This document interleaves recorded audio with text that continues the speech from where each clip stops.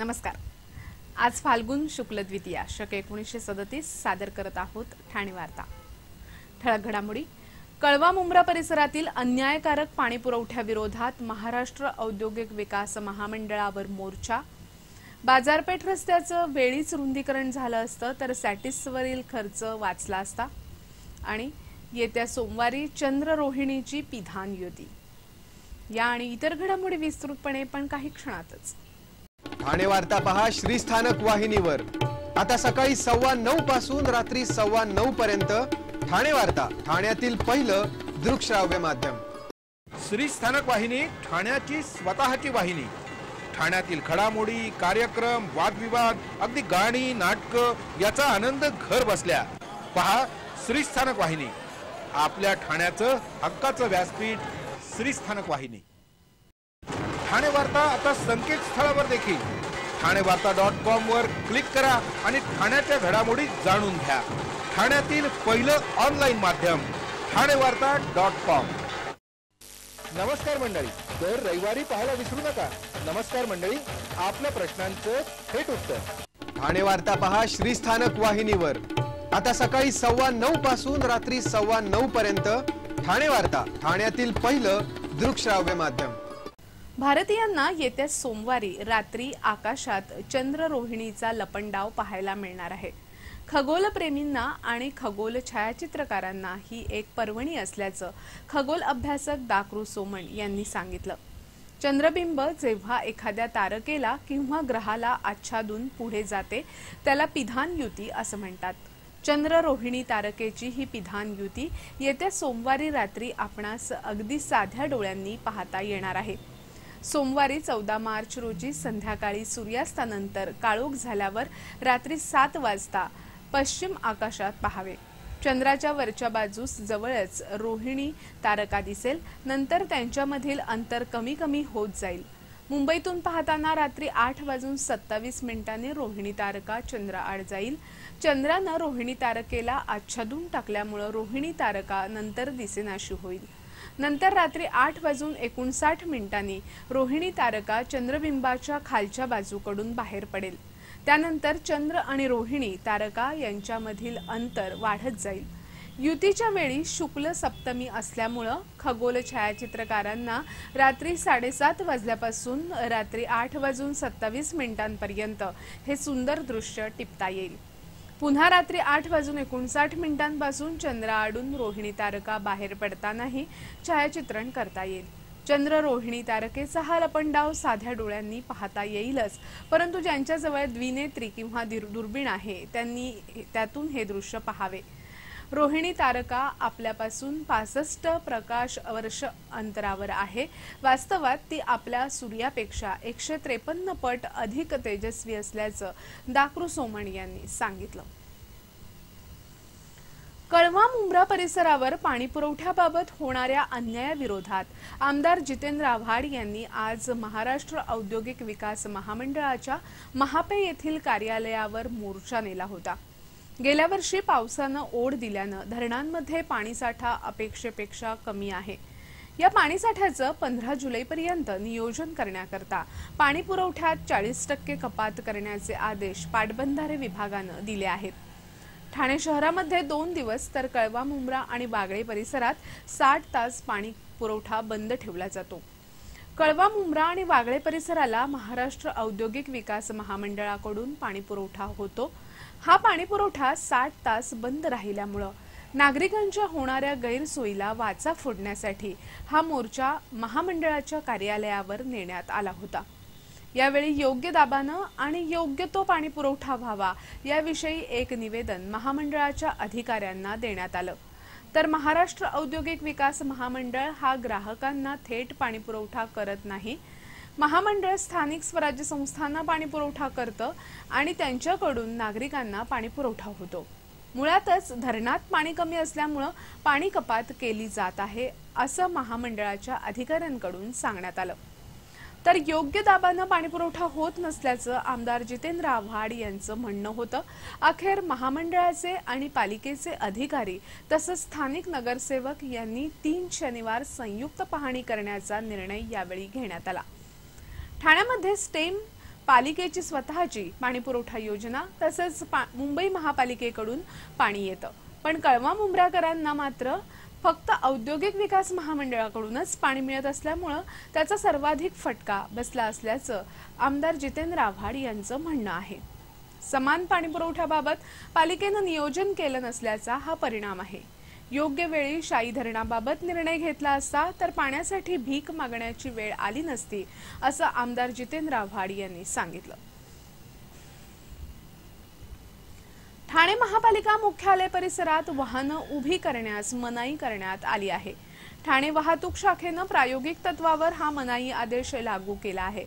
ठाणे महापालिकेनं पाचपाखाडी इथे मुख्यालय असून या मुख्यालयासमोर रुग्णवाहिकांसाठी काही जागा आरक्षित करण्यात आल्या आहेत। या ठिकाणी होणारी राजकीय सामाजिक आंदोलनं, त्यातून उद्भवणाऱ्या कायदा आणि सुव्यवस्थेच्या घटना तसंच आजूबाजूच्या रहिवाशांच्या सुविधेसाठी 2 रुग्णवाहिका दिवसरात्र तैनात केल्या जाणार आहेत। यासाठी पालिका मुख्यालयाबाहेरील चंदनवाडी ते जनरल अरुण कुमार वैद्य पुतळ्यापर्यंत मार्गावर दोन्ही बाजूस रुग्णवाहिकेची वाट अडू नये म्हणून सर्व प्रकारची वाहनं उभी करण्यास मनाई करण्यात आली आहे। मात्र पालिका मुख्यालयात कामासाठी येणाऱ्या नागरिकांची यामुळे गैरसोय होण्याचा सूर उमटत आहे। महापालिका मुख्यालयासमोर वाहनं उभी करण्यासाठी कोणतीही विशेष सुविधा नसल्यानं अधिकारी तसंच राजकीय नेत्यांच्या समर्थकांच्या वाहनांची भाऊ गर्दी असते। त्यातच कामासाठी पालिकेत येणाऱ्या नागरिकांच्याही गाड्या उभ्या असतात। या सर्वांना याचा फटका बसणार आहे। या मनाई आदेशाबाबत आपल्या हरकती सूचना 30 दिवसात वाहतूक शाखेकडे लेखी नोंदवाव्यात, असं आवाहन वाहतूक शाखेच्या उपायुक्त रश्मी करंदीकर यांनी केलंय। ठाण्यात पोलिसाचं घर फोडून सोन्या चांदीच्या ऐवजासह त्याचं 10 राऊंड भरलेलं सर्व्हिस रिव्हॉल्वर लांबवणाऱ्या चोरट्याला त्या पोलिसाच्या मुलीनं पाहिलं होतं, परंतु कोण आहे असं विचारताच चोरट्यानं मी पप्पा आहे असं सांगत घराला बाहेरून कडी लावून धूम ठोकली। चोरट्याला जातानाही तिनं खिडकीतून पाहिलं असा जबाब तिने कासारवडवली पोलिसांना दिला आहे। त्यानंतर गोडे यांनी उठून दिवे लावले असता खरा प्रकार समोर आल्यानं त्यांना धक्का बसला। त्यामुळे पोलिसांसमोर चोरट्याला शोधण्याचं आव्हान आहे। ठाण्यातील घोडबंदर रोड येथील ओवळा मोगरपाडा येथील सद्गुरू एकता सोसायटीत कैलास गोडे हे खंडणी विरोधी पथकातील पोलीस नाईक राहतात। मंगळवारी पहाटे 4 वाजण्याच्या सुमारास अज्ञात चोरट्याने त्यांच्या घराच्या खिडकीतून हात घालून दरवाजा उघडला, तसंच कपाटातील सर्व्हिस रिव्हॉल्वर आणि 10 राऊंडसह तब्बल 60,000च्या मुद्देमालावर डल्ला मारला होता। या प्रकरणी कासारवडवली पोलिसात तक्रार दाखल करण्यात आली आहे। ठाणे वार्ता पहा श्रीस्थानक वाहिनीवर। आता सकाळी 9:15 पासून रात्री 9:15 पर्यंत ठाणे वार्ता, ठाण्यातील पहिलं दृकश्राव्य माध्यम। आपला परिसर स्वच्छ आणि सुंदर ठेवण्यासाठी ठाणे महापालिकेत सहकार्य करा। ओला सुका कचरा वेगवेगळा जमा करा आणि रोगराईपासून मुक्तता मिळवा। ठाणे वार्ता आता संकेतस्थळावर देखील ठाणेवार्ता.com वर क्लिक करा आणि ठाण्याच्या घडामोडी जाणून घ्या। ठाण्यातील पहिलं ऑनलाईन माध्यम ठाणेवार्ता.com। डॉक्टर आणि रुग्णांचं पिढ्यानपिढ्यांचं जिव्हाळ्याचं नातं म्हणजेच डॉक्टर बेडेकर हॉस्पिटल आता अत्याधुनिक सोयी सुविधा आणि तंत्रज्ञान युक्त वंध्यत्व निवारण केंद्रात IVF आणि टेस्ट ट्यूब बेबीचीही सुविधा। डॉक्टर बेडेकर हॉस्पिटल, महर्षी कर्वेपथ, ठाणे। 65 वर्षांची निरंतर सेवा। ठाणे वार्ता पहा श्रीस्थानक वाहिनीवर। आता सकाळी 9:15 पासून रात्री 9:15 पर्यंत ठाणे वार्ता, ठाण्यातील पहिलं दृकश्राव्य माध्यम। ठाणे स्थानक परिसरातील अनधिकृत बांधकामं तोडून मंजूर विकास आराखड्यानुसार रस्ता रुंदीकरण करावं अशी मागणी 10 वर्षापूर्वीच समाजसेवक चंद्रहास तावडे यांनी केली होती। मात्र तत्कालीन राजकीय नेते आणि प्रशासनाच्या हलगर्जीपणामुळे हा प्रस्ताव बासनात गुंडाळला आणि आता तब्बल 10 वर्षांनी त्याच मंजूर आराखड्यानुसार रस्ता रुंदीकरण केलं जात आहे। तेव्हा ही कारवाई पूर्वीच केली असती तर सॅटिससाठी खर्ची पडलेले 35 कोटी वाचले असते।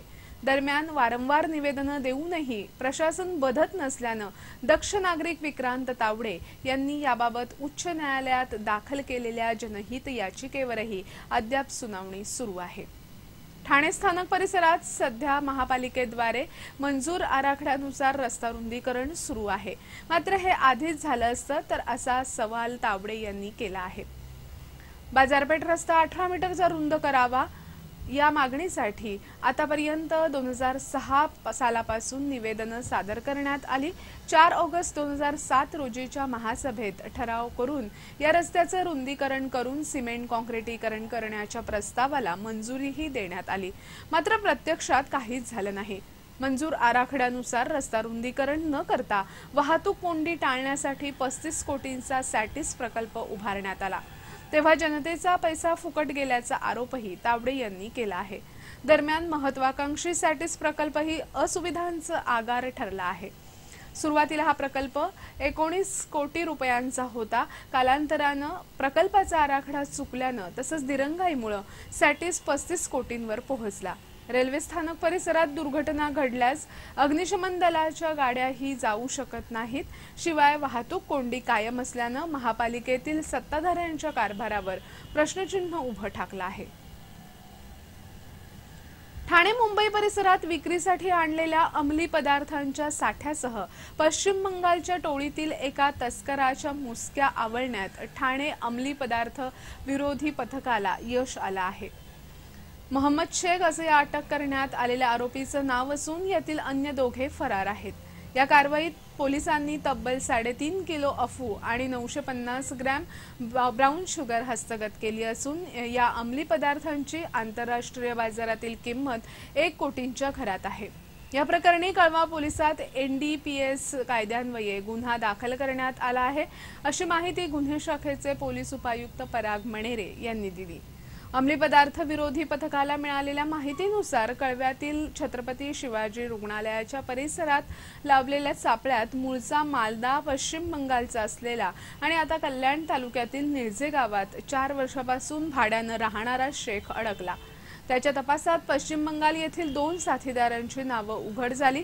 रशीद हा मुख्य आरोपी असून तो पश्चिम बंगालमधील शेतकऱ्यांना हाताशी धरून अफूचं उत्पादन करत असे। तसंच अफूवर रासायनिक प्रक्रिया करून ब्राऊन शुगर पावडर बनवून मुंबई, ठाणे आणि नवी मुंबई भागात या अंमली पदार्थांची विक्री करत असे।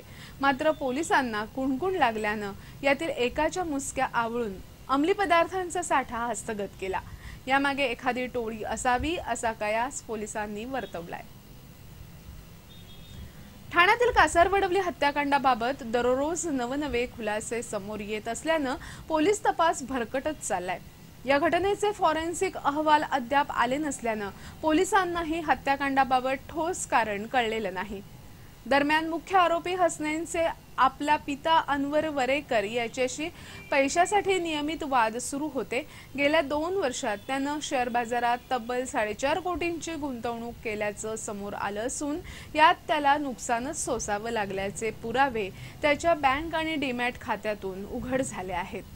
कासारवडवली इथे 28 फेब्रुवारीच्या पहाटे घडलेल्या भीषण हत्याकांडाचा तपास सुरूच असून अद्याप हत्याकांडाचे ठोस कारण समजलेलं नाही। पोलिसांनी हसनैनच्या डीमॅट खात्यातील तपशील तपासले असता डिसेंबर 2015 अखेरपर्यंत त्यानं तब्बल 4.5 कोटींची उलाढाल केल्याचं समोर आलंय। हसनैनला शेअर बाजाराचा चस्का लागला होता। यासाठीच त्याने माजिवडा इथे भाडेतत्वावर घरही घेतलं होतं। तर आधीच त्याने आपल्या कुटुंबियांकडून लाखो रुपये उसनवारीतून घेत शेअर बाजारात गमावले असावेत। आणखी रक्कम कमी पडू लागल्यानं हसनैननं आनंद नगर दर्ग्यानजीक असलेल्या भाड्यानं दिलेल्या 2 खोल्या विकण्यासाठी वडिलांवर दबाव टाकण्यास सुरुवात केली होती। यावरून कुटुंबात नेहमी वादही होत असत, अशी माहितीही समोर येते।